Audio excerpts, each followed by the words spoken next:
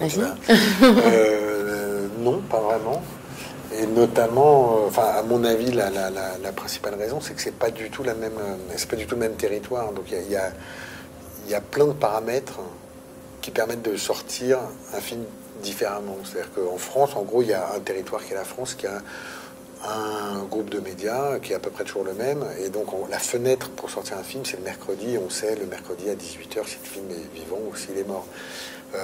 Aux États-Unis, il y a 53 États. Chaque État a des médias, des journaux, des télés, etc. Donc, on peut sortir petit à petit. Et donc, du coup, faire des sorties progressives, c'est ce qu'on fait nous. C'est-à-dire que nous, on fait une sortie très très lente qui a commencé en mi-novembre avec 4 salles. Et aujourd'hui, on est à 600 salles. Et l'idée, c'est de monter progressivement pour être au plus haut fin février. Donc, on monte comme ça sur plusieurs mois, ce qui est un truc qui est complètement différent. Ce qui veut dire qu'on est sur une promotion qui est très très très longue. Et voilà, donc ça, c'est un des... Enfin, à mon avis, c'est le principal paramètre qui fait que tout change, parce qu'on peut établir plein de stratégies différentes.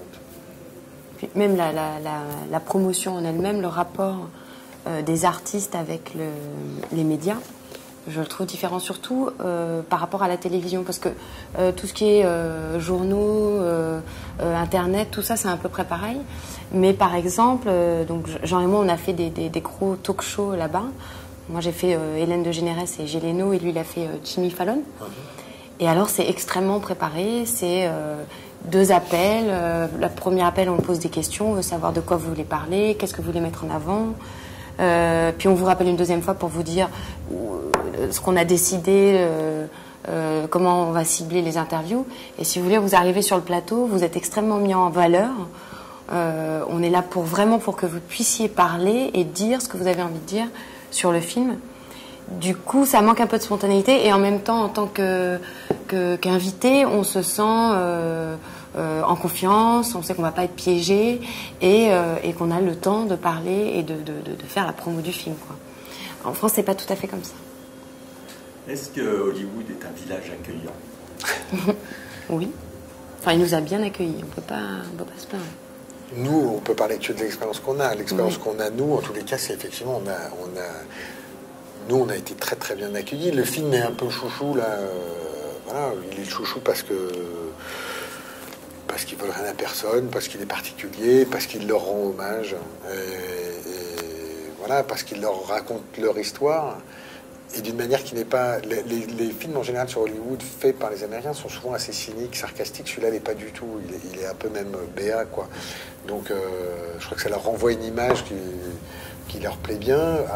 Finalement, on n'est pas vraiment en compétition avec eux. Enfin, donc c'est vrai qu'on a été très très accueillis. En même temps, je me souviens que Dupontel m'avait dit une fois, les Américains, ils vous accueillent à bras ouverts, mais ils ne referment jamais les bras. Alors, on verra. Mais pour le moment, on ne peut pas se plaindre. Non, mais pour l'instant, non, vraiment, on a eu que de la bienveillance, beaucoup de bienveillance, et que ce soit dans les gens qui travaillent dans l'industrie, le public, les journalistes, et les critiques. tout. Ouais. On a été très bien accueillis. Très gâtés. Et qu'est-ce que vous attendez avec le plus d'impatience maintenant?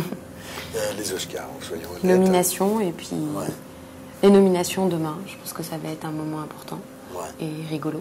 Mais si on n'en a pas, par contre, vous ne passez pas ça, parce qu'on va vraiment... Et si on n'en a pas, eh ben... On peut faire la réponse B. Oui, la réponse B. Non, mais on verra. Non, mais c'est vrai que c'est un peu... en fait, quand on joue à un jeu comme ça, on se prend au jeu, en fait. Donc, ce qu'on fait ce que nous fait faire Harvey Weinstein, parce qu'il a la science de ce truc-là et nous, on l'a pas. Donc, vraiment, moi, je me considère aujourd'hui comme un peu un soldat de la Weinstein Company. On est dans cette logique d'aller chercher des nominations et tout ça. Donc, c'est vrai que on est en compétition, quoi. Moi, j'ai vécu 44 ans sans me soucier des Oscars. Hein, donc, c'est pas un besoin que j'ai. Mais l'envie a été créée. Donc, maintenant, oui, Bah maintenant, on a envie d'y aller, du coup. Ouais. On est joueur, mais on est joueur, c'est vrai. T'as raison. Hein.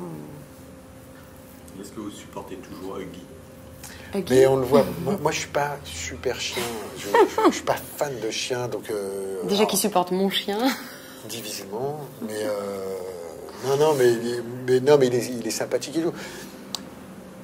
comme personnage, c'est hyper intéressant, Huggy, par contre. J'ai découvert... Alors, parce qu'en fait, bon, je vais pas faire une théorie sur Huggy maintenant, mais en gros, pour moi, c'était un peu un gimmick, ce chien. Je trouvais ça mignon, sympa et tout ça, très d'époque, et je trouvais ça rigolo. J'avais pas pensé que c'était un personnage aussi central de tout le dispositif. Et quand j'ai vu à quel point il plaisait, j'ai essayé de me demander pourquoi. C'est pas que les gens c'est pas que parce qu'ils sont gaga devant des chiens. Il y a d'autres films avec des chiens. Et en fait, le rôle qu'il a dans tout le dispositif est en fait hyper intéressant. Et moi, j'ai appris beaucoup grâce à ce personnage-là, pas sur les chiens, mais sur les personnages secondaires.